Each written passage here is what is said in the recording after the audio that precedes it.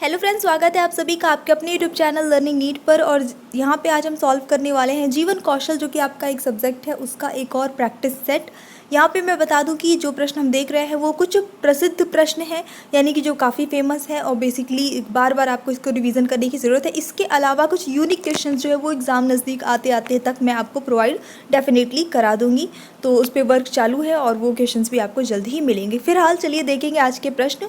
जितने भी लोग चैनल पे न्यू है सभी का लर्निंग नीट पे स्वागत है और वीडियो को पूरा देख कर जाइएगा। तो यहाँ पे आज का जो पहला प्रश्न है वो है, राष्ट्रीय चेतना का विकास किसके द्वारा होता है? शिक्षा द्वारा, धर्म द्वारा, राजनीति द्वारा या रोजगार द्वारा? सही उत्तर होता है यहाँ पे इस प्रश्न के लिए शिक्षा द्वारा। बिल्कुल आपका ऑप्शन नंबर ए सही हो जाता है। इंग्लैंड के किस शिक्षा दार्शनिक ने वैयक्तिकता को जीवन का आदर्श बताया है? Doctor Zakir Hussain, Mahatma Gandhi, Kohlberg, TP none. अब जैसे एक आपको यहाँ पे हिंट तो दे ही दिया है इंग्लैंड के, तो आपको थोड़ा आसान हो जाता है आंसर गेस करना। ऑप्शन नंबर यहाँ पे डी सही होता है। टीपी नन ने वैयक्तिकता को जीवन का आदर्श माना है। राज्य की सर्वोच्च सत्ता को क्या कहा जाता है? राजसत्ता, प्रभुसत्ता, मातृसत्ता, पितृसत्ता। सही उत्तर होता है यहाँ पे आपका ऑप्शन नंबर बी, प्रभुसत्ता कहलाती है राज्य की सर्वोच्च सत्ता।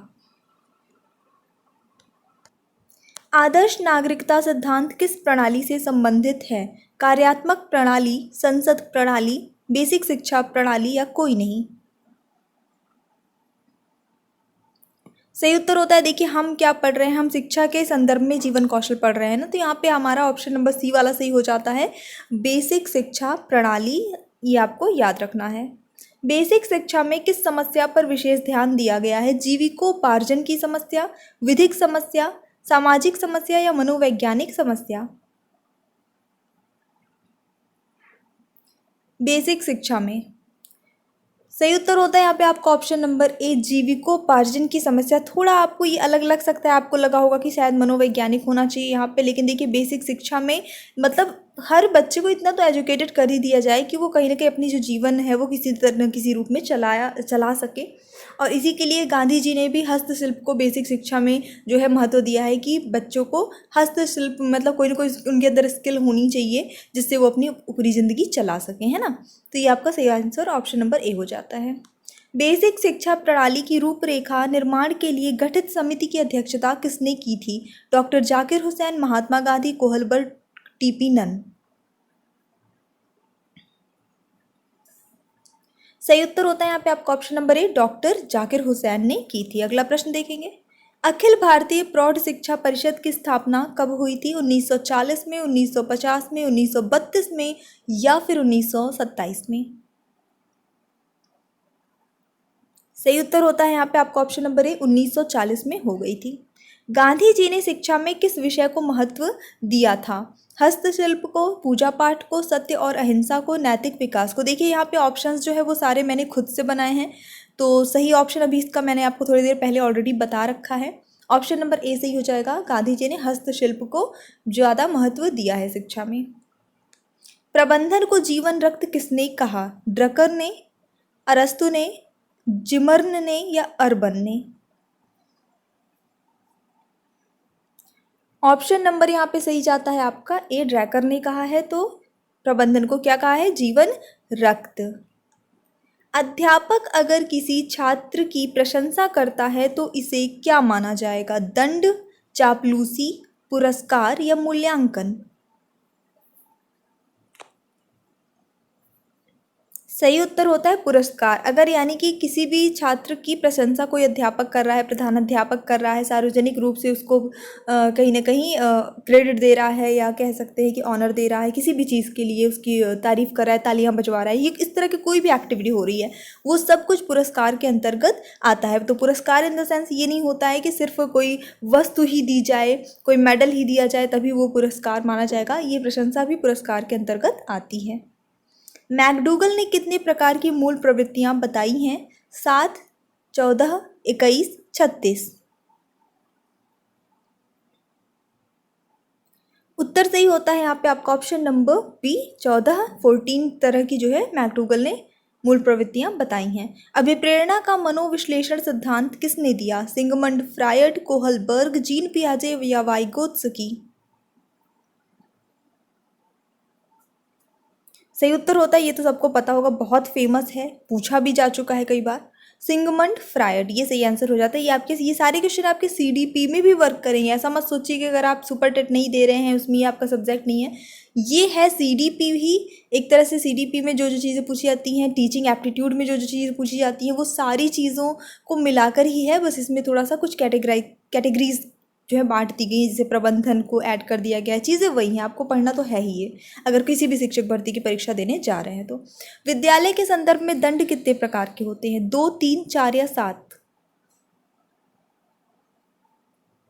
तो विद्यालय के संदर्भ में देखिए 2 प्रकार के जो है वो दंड होते हैं, ठीक है। एक होता है शारीरिक दंड, ठीक है, जैसे पहले होता था कि कान पर की उठक बैठक लगाओ या एक चक्कर ग्राउंड का लगा के आओ, ये सब शारीरिक दंड के अंतर्गत आ जाते हैं।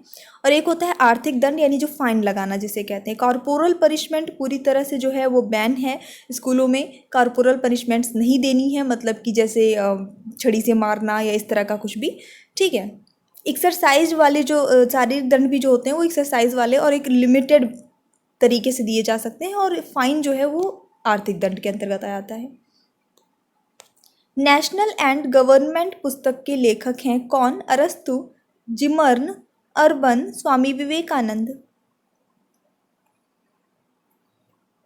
सही उत्तर होता है यहाँ पे आपका ऑप्शन नंबर बी, जिमर्न ने लिखी है नेशनल एंड गवर्नमेंट। राष्ट्रीय ग्रामीण रोजगार अधिनियम कब पारित हुआ था? तो डेट तो देखिए सब में 25 अगस्त की सेम है, 25 अगस्त 2005, 25 अगस्त 2006, 2000 या 2010?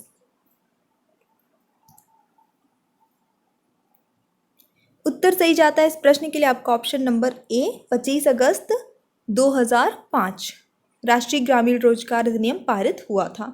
विभिन्न राष्ट्र के बीच अच्छी भावनाओं और संबंध जो होती हैं वो क्या कहलाते हैं? अंतर्राष्ट्रीय सद्भाव, अंतर्राष्ट्रीय मिलाप, अंतर्राष्ट्रीय सम्मेलन या भाईचारा?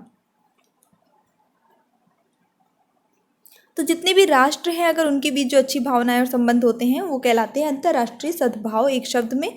ऑप्शन नंबर ए यहाँ पे सही जाता है। पुरस्कार वांछित कार्य के साथ सुखद साहचर्य स्थापित करने का साधन है, यह कथन किसका है? जॉन डीवी, हरलॉक, अरस्तु, जीन पियाजे?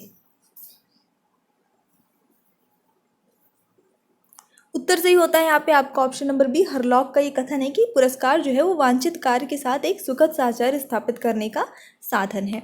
किसने कहा कि प्रेरणा कार्य को प्रारंभ करने, जारी रखने और नियंत्रित रखने की प्रक्रिया है? जॉन डीवी, जेम्स, गुड महोदय, ड्रीवर?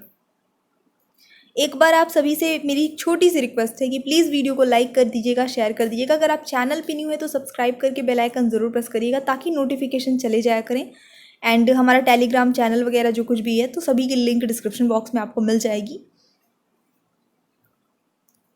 चलिए देख लेते हैं उत्तर जो यहाँ पे सही होता है वो क्या होगा। ऑप्शन नंबर सी हो जाता है, गुड महोदय। क्या कहा है इन्होंने? प्रेरणा कार्य को प्रारंभ करने, फिर जारी रखने और नियंत्रित रखने की प्रक्रिया है, यानी कि अगर हम किसी चीज़ से प्रेरित रहेंगे तभी हम कोई काम स्टार्ट करेंगे, फिर अगर प्रेरणा बनी रहेगी तो हम उस काम को जारी रखेंगे और प्रॉपर करते रहेंगे। देश एवं समाज के हित के लिए किस प्रकार के व्यक्तियों को शिक्षा दी जानी अति आवश्यक है? व्यवसायियों को, धर्मगुरुओं को, विवाहित महिलाओं को या प्रौढ़ व्यक्तियों को?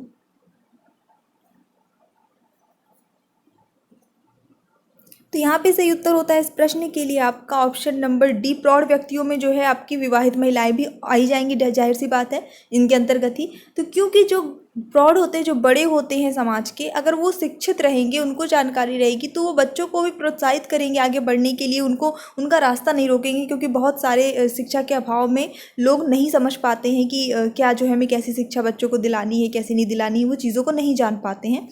तो कहीं ना कहीं अगर ये शिक्षित रहेंगे तो समाज, क्योंकि समाज का नियंत्रण इनके हाथ में एक बहुत कह सकते हैं कि बड़ा इनका रोल होता है समाज के नियंत्रण में, तो ये जो है शिक्षित होने चाहिए, ज़रूरी है। जब कोई अच्छा कार्य बार बार किया जाए तो वह क्या कहलाता है? मजबूरी, आदत, कर्तव्य या धर्म? जब भी कोई भी अच्छा काम बार बार किया जाए। जीवन कौशल के ही संदर्भ में आपको उत्तर करना है, तो यहाँ पे ऑप्शन नंबर जो है बी सही हो जाता है, आदत कहलाएगा। यानी कि कोई भी काम अगर हम बार बार रिपीटेशन करते ही हैं, वो हमारी हैबिट में है, तो हैबिट जैसे वर्ड बोल दिया मैंने, तो वही बात हो गई, आदत, है ना। तो ऑप्शन नंबर यहाँ पे बी सही हो जाता है। तो इस तरह के हमारे 20 प्रश्नों का ये प्रैक्टिस सेट जो है आज कंप्लीट होता है। और अगर आपने इसके पहले वाले सेट्स नहीं देखे हैं तो आप प्लेलिस्ट बनी है, वहाँ पे जाके आराम से चेक कर ले सकते हैं, सबकी लिंक डिस्क्रिप्शन बॉक्स में आपको मिल जाएगी। So see you in next class, keep studying, bye bye.